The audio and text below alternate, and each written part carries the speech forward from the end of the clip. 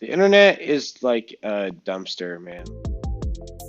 Welcome to the Fingerspace Podcast, a weekly show where we will dive deep into the history, stories, and controversies surrounding the fingerboarding community. All right, so I want to transition the conversation a little bit, and I want to ask you about something that went down a while back, and it's really when I got in tuned with your company in Joycult. Which, by the way, the first time I ever heard of you was when Sid Vicious 274 did his videos of Joycult back in 2016 or 2015, whatever it was. So I had Big ups to Sid real quick. Sid, I love Sid. I hope he's listening to this. Sid, I love you to death, dude. We haven't hung out in a while. I love Sid. Man, and I've DM'd him personally, talking to him, but what a big inspiration he is for me and all this type of stuff, and He's a legend. He's a real legend. most definitely, If any kids listening to this don't know who, go look it up. Just it is mind blowing the amount of people that don't actually like this fingerboarding's gotten so big that don't know who he is, but he's like one of the main people that I watched. He's who I watch. He's basically where I got my advice to get at Berlinwood. He was the first one, and he was the one who told me to make a YouTube channel. And pretty much when I made I just reached out to him. I was like, dude, I watched your videos, and I thought he was super big at times. He had 30,000 subscribers or something on YouTube, and I was like, holy crap, you live, because he lives in the next town over from me. And I was like, I don't know, you live next door from me, but he was super cool and super accommodating and welcoming, and just always pointed me in the right direction as far as fingerboarding. And he was like, I knew that he hung out with Mike and stuff, and I was like, dang, this guy is just super, super chill. But big respect to Sid, big up to Sid. Just want to say that real quick. Yes, huge shout out, Sid. Everybody loves you. We all love you. Thank you for doing what you did for all of us. Basically, what I was getting at to what happened a couple months ago or a while back. I forget when it was. Now this whole year has blended into a weird 3-month period. But the free stock drop that completely blew up everybody's Instagram in the scene. I mean, I did not stop getting tagged and all the mentions, and it was just all over the place. What was that about? And for those people listening that don't know, can you kind of explain what happened and what the situation was? Crazy year. Yeah, crazy. This is cool to be able to actually talk about this stuff and give my opinion, because I don't know, it's crazy. At the time, that honestly was just to make a story short, it was just sort of one of these I really don't give a fuck moments, and let's do this fucking thing. And I just thought it would be crazy, and there was COVID going down. Usually around this time of year we have a big event, the King of the Curb, and obviously weren't able to do that, and wanted to give away a bunch of stuff I would at those events, and that just seemed like a cool fucking idea. And frankly, from my point of view, the craziest part was that I was like, this is such a great idea, there's who's gonna hate on this? And I got so much flack for that. It was unreal. I couldn't believe it. I was like, what the hell just happened? I was so blindsided by that. And that was a weird thing, man. But no, that was crazy. I remember, I don't know, man. Sometimes it comes back to I don't know, I don't hate the internet. I think that I don't know, it's it's a weird place. That's a lot of the reason why I don't do a lot of stuff other companies I guess are doing. That's intentional. You try to do something cool and something good, and it's that's shit isn't necessarily easy for me to do or whatever. And then just to you'd think that at least people would be happy, and there were a lot of people that were happy, don't get me wrong, but there are also a lot of people that were just at the time seeming to make so much unnecessary drama about this thing. I'm like, well, I don't get it, why you have to make such a big deal. The thing's there for you too. I don't know, anyone, I don't know what the hell you want me to say, but I always want to hook up the fingerboard community, always. That's first and foremost. It's these are my people. I want to keep them excited and hook as many people up as I can.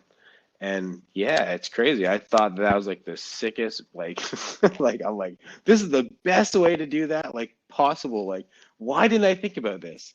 earlier. And never again, though. That was Yeah, I think a business can't continue to operate giving out free product, but I think that's economic. no. But like I said, that was a one-time thing, and it was because Yeah, of yeah, yeah, yeah. COVID was going down, and like I said, the kids would seem bummed, and I just wanted to help out. Yeah, just a cool thing that you could do. But definitely the amount of flack that you did catch, that I definitely thought a lot of it was unwarranted and came out for no reason, because it kind of did show a divide where it was kind of like you either people loved it or they hated it, but there wasn't really any real reason to hate it.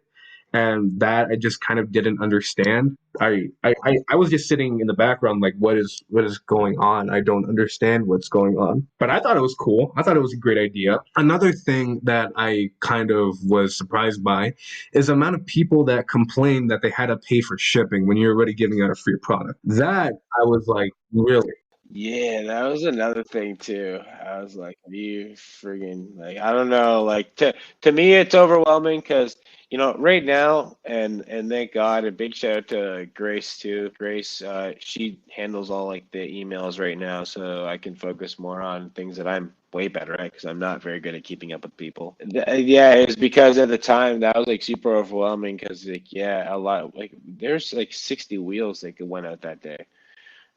And like, yeah, that was a lot of people that were also emailing about that. And the worst part is that what, not worst part. I'm not complaining, man. Like, it is what it is. Like, I just sort of more or less take this stuff on the chin and just like roll with it. And I'm just like, even if it's crazy as hell, but like, yeah, just the amount of people like, yeah, that not only email about that, but then like turn you into an enemy for it, or like just like completely hate you for it. You're like, are you kidding me right now? At the end of the day, I just packed up them wheels happily and was like, man, I hope these people are stoked, and that's all. My heart was in a good place, and whatever people want to say, they can say it. Yeah, I agree with you there.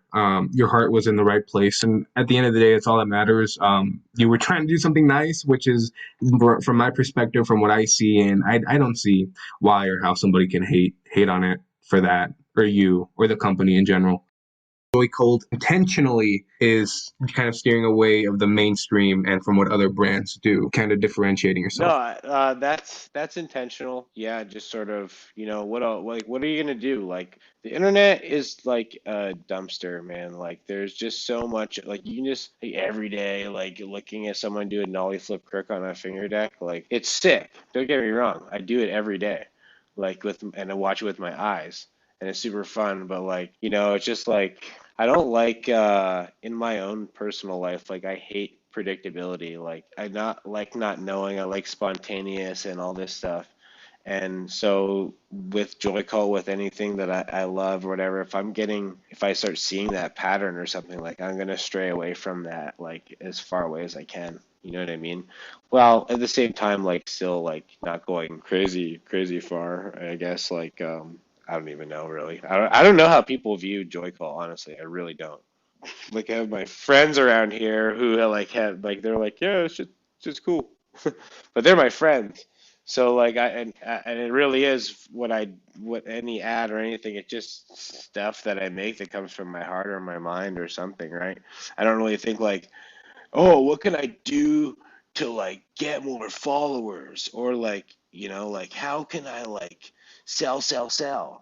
I just more or less try to emphasize the artistic part of it and that part of it above anything. No, which is I kind of that's kind of what shows most is your artistic expression and the artistic person inside of you, kind of breaking the mold. And to kind of give you my 2 cents on how different people or how people view Joycult, I've never personally bought your product. I've never, ordered from you. I have tried your product from all my buddies that have it, and I think it's great. It's a great set of wheels.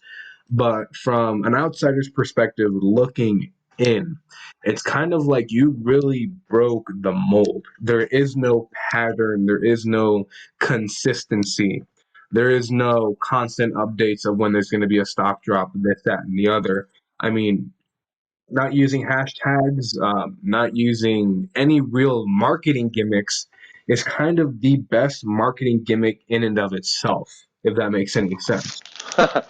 And and that's why when I said earlier that it's kind of like you're a creative genius, because I don't know, it kind of seems so genius that you're not intentionally doing it, or it's so genius that you are intentionally doing it. But either way, it's not mainstream. It's Cookie cutter.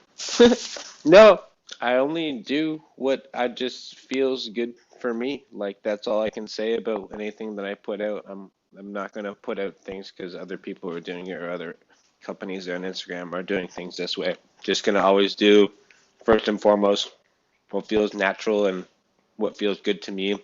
Whether it's gotta feel that way before anything. I have to feel like that it's something that comes from my heart as opposed to something I have to do because I'm conforming to what other people in the industry are doing. that is something that I think is a little tidbit that a lot of people can really adhere to, which is important because a lot of people that are starting up companies aren't going for, oh, I have to do what's best for myself and what I need to do. It's always, no, I have to do what's best for the brand. But like what we touched on earlier, the brand is just an extension of who you are. So doing what's best for you is kind of in turn doing what is best for the brand. 100%. There's like a big part of like my soul that has to feel good about decisions I make with here, you know what I mean? Like that's I don't know. That's more or less too why sometimes I wish like I had like a brand that like I could supply to like more people in a weird way because at the end of the day like it's obviously cool that people you know vibe with it or feel like that's like akin to them or that what they believe in and stuff like that. I just don't have that like mentality to sort of like sell out like that. Not sell out. I don't know. I don't hate on people who do this and supply people with a lot of fingerboards all the time. Like the more people doing this stuff, I think that's great. I think that's awesome. I really do. Yeah, it's always gotta just make me feel good before I do before anything, before anything. Period. Just that's the standard. Is it making me feel good? Is it coming from a true spot in my heart? Then go for it. Yeah, I think that's a really good objective principle to live by in life and in running a business.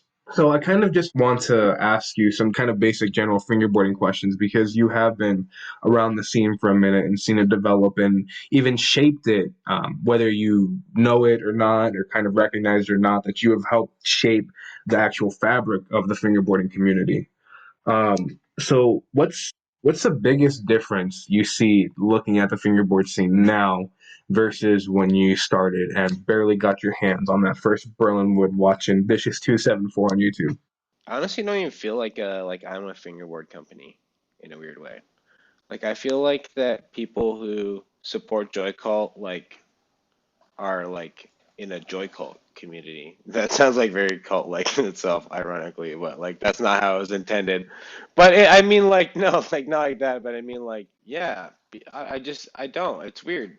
I feel like I don't even know the answers to some of these questions. Like maybe you guys like could know better stuff than me.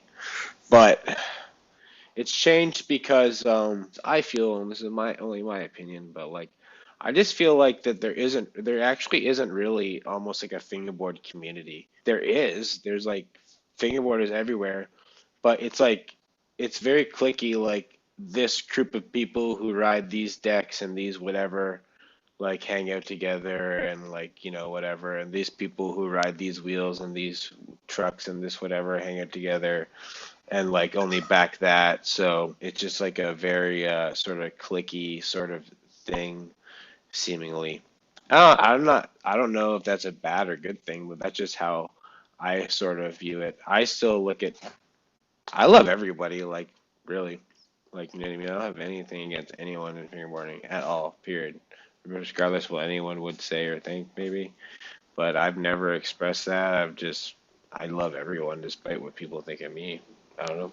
Yeah, no, I mean, from the conversation that we've had, it definitely it's you have nothing but good intentions. But what you just said, I find to be very true as well. As of course there is a quote unquote fingerboarding community where we're all on Instagram using the same hashtags, unless you're Joycult. Um, and all that type of stuff.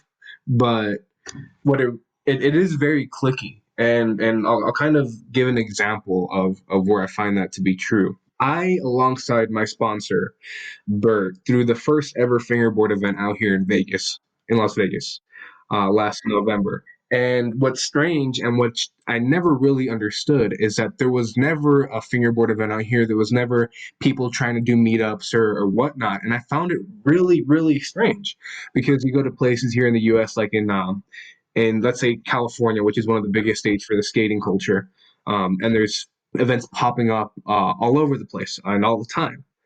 But it's kind of when you look at it, it's very clicky. Like you have different events that attract different people that use different products because they're hosted by these different brands. But it's kind of when we threw our event, it was people coming out of the woodworks for the first time in the city really getting together. So it was like different people using different brands and different this and different that, which really should have been, or what really is, the fingerboarding community, because there's a community of people bringing in different aspects. You know what I mean?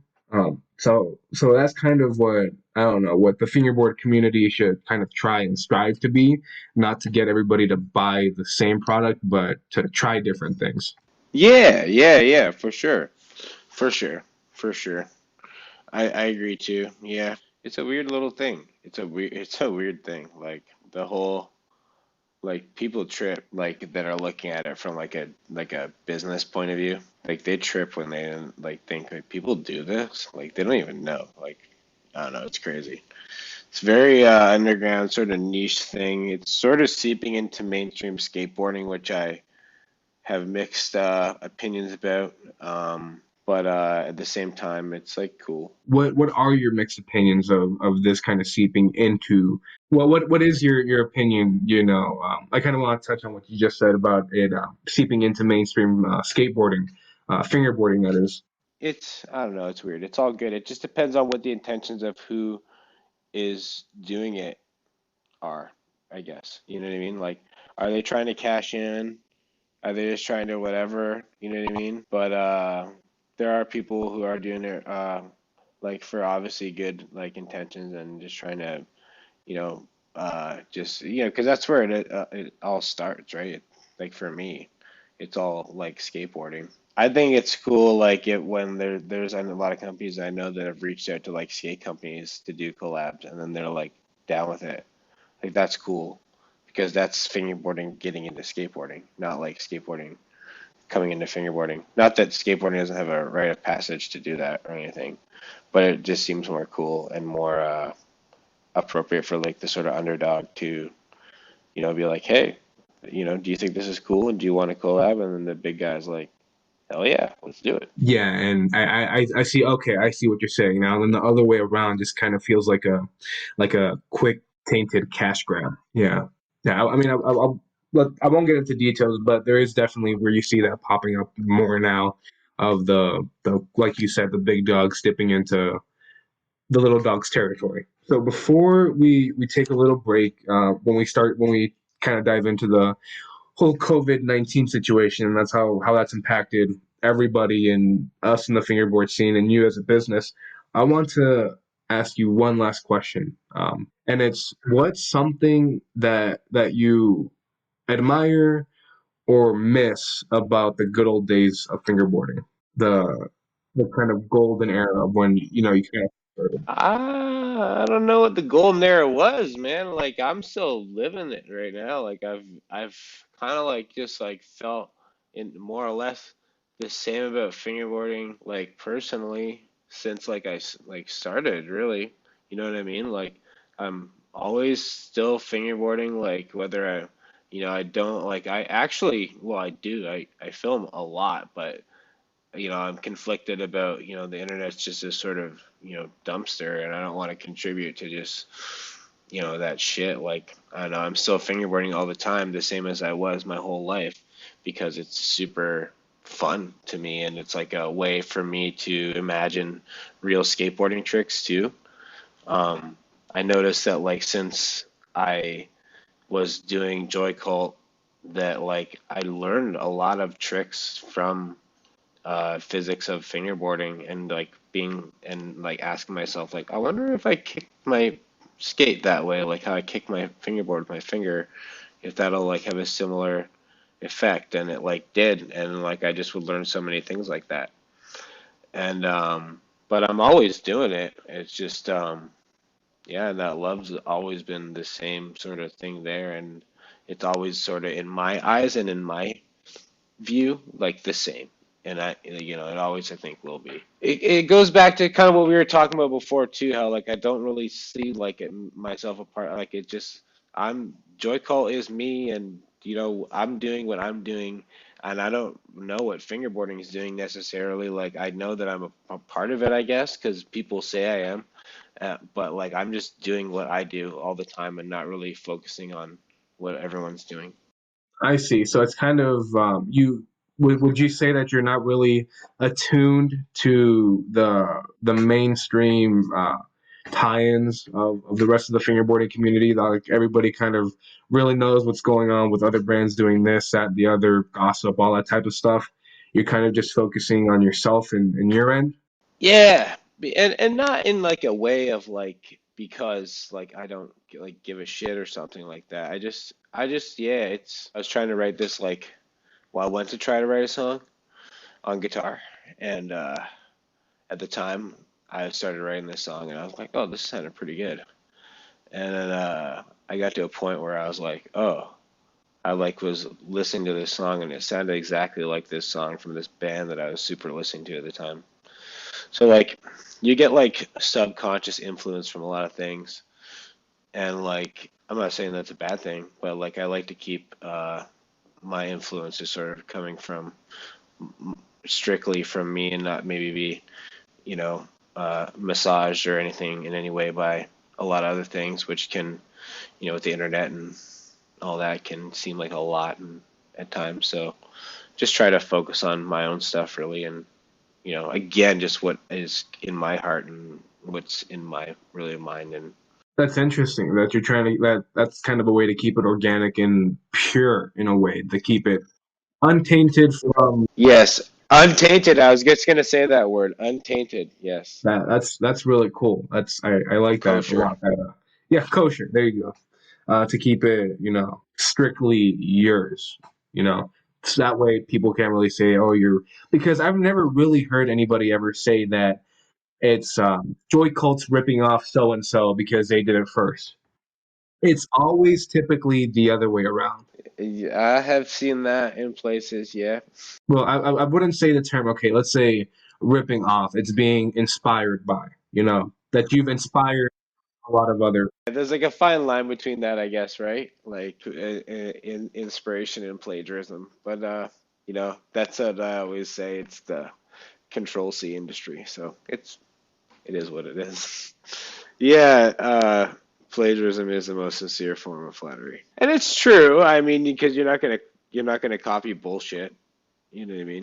You're not gonna copy what people are saying is sucky. People who do that stuff are usually trying to imitate stuff that was already approved and good, and that is flattering in a weird way. It's strange sometimes in situations where some people will do that and then people don't know it's plagiarized, I guess, or whatever, right? Because they're new or whatever and they don't know. And it is what it is though. Like it's not really a complaint. Usually that stuff all comes out in the wash, and usually those people who do that, they don't last ever in anything in life, not just fingerboarding. People who do that like just rip stuff off, like they just that's a Yeah, I see that. I see that. Well, I all I can really say is, I guess, if you continue to if you continue to inspire people to do the same things you're doing, then you're doing something right. I hope. All right, so let's take a quick break, and after the break, we'll be talking about how COVID-19 has impacted fingerboarding, Joy Cult, and Matt, and everything in the environment as a whole.